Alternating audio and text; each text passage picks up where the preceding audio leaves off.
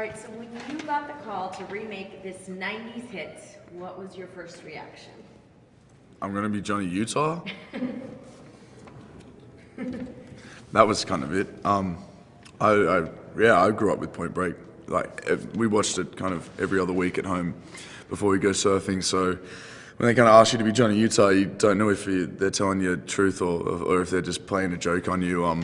But yeah, it was pretty cool. And then but mostly what I loved about it was the fact like what we did, what they were saying they were going to do with this movie and how they're going to make it. They were going to do it all in camera, all over the world, at these locations, with the world's best in all these sports. And as someone who grew up on the beach surfing in Australia, I kind of know how important it is to treat these sports with the respect they deserve, you know. And these are seriously dangerous things and seriously impressive things. And to get the world's best at them and to actually film them doing it, it's the only way you can make Point Break in 2015. Certainly. I mean, it's so cool that you guys didn't use, you know, stunt doubles. You used world-class elite athletes. I mean, that's pretty impressive.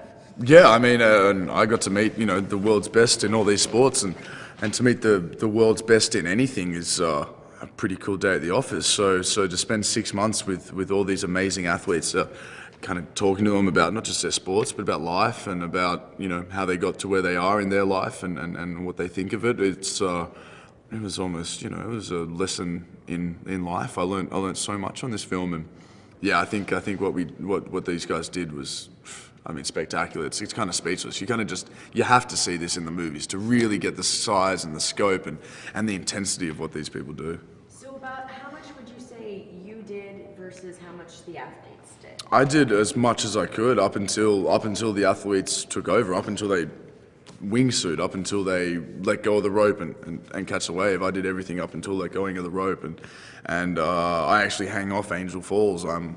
I do the climbing at Angel Falls. I mean, Chris Sharma helps me out a bit, but yeah, I'm 3,000 feet above the earth, like going, if this doesn't kill me, my mother will. How scary was that climbing? Very scary.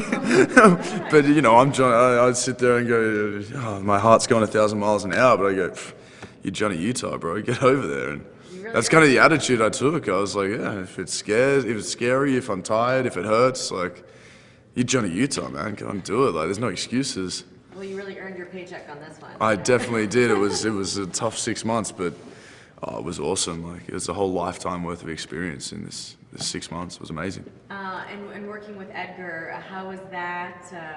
Yeah, sick. I mean, Edgar's as big a fan of the original as I am. So when we got together and met and was starting shooting the movie, I mean, it was both of us with a common goal, and that was to make the gnarliest Point Break we could make and to make the best film possible. And we really gave it everything we got. And yeah, that makes making a movie very enjoyable, and it makes it a lot easier to spend 6 months with someone and a group of people because we're all, not just Edgar and I, but everyone involved in the film was so committed to really making this the best film we could absolutely make it. And yeah, I certainly have no regrets in terms of the effort we put in and the goodwill behind it. I think it shows in the movie.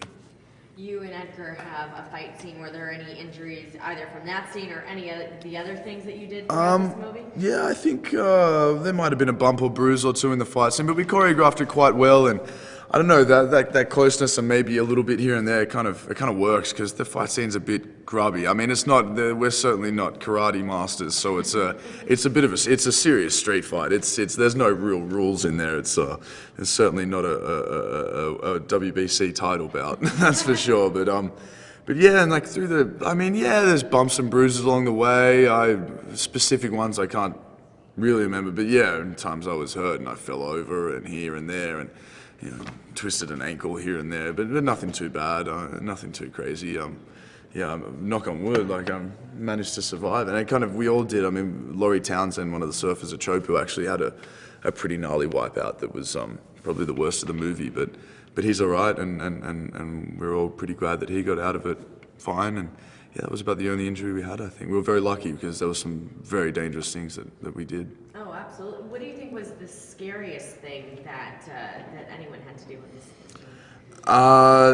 I mean, staring down the barrel of these waves, I mean, that's pretty, anything, I can't even put my finger on it. Like, I sit there and go, yeah, that's pretty gnarly, but so's dropping vertical down Mont Blanc on a snowboard, so's wingsuiting in a 4-person formation through the crack at Wallenstadt in Switzerland, which had never been done before. Then 2 people in the barrel at Chopu, that had never been done before, until we did this last year in this amazing swirl. And I was sitting right about here when this happened, and oh man, it was the craziest day of my life watching this wave break. But yeah, you know, it's so hard to pinpoint exactly what the gnarliest thing was. They're all so dangerous and so extreme, and take so much skill and determination and training in their own right. Did having a little bit of a surfing background help you out, you think, in this role? Yeah, definitely. I mean, without my surfing background, I don't know if I'd love the original. I might not know it as much. I might not love it as much. So the surfing background for me, yeah, and it also really pushed me to when they said that we were going to do it all with the right guys. You know, the first one has those kind of like funny surfing moments that are pretty kind of funny, and then as a surfer, you kind of had a bit of a laugh, but the fact that we got to then kind of do this really as authentic and as legitimate as possible, that it's kind of the cherry on top for me, being able to make this movie, you know. Have you heard from Keanu Reeves, or have you reached out to him?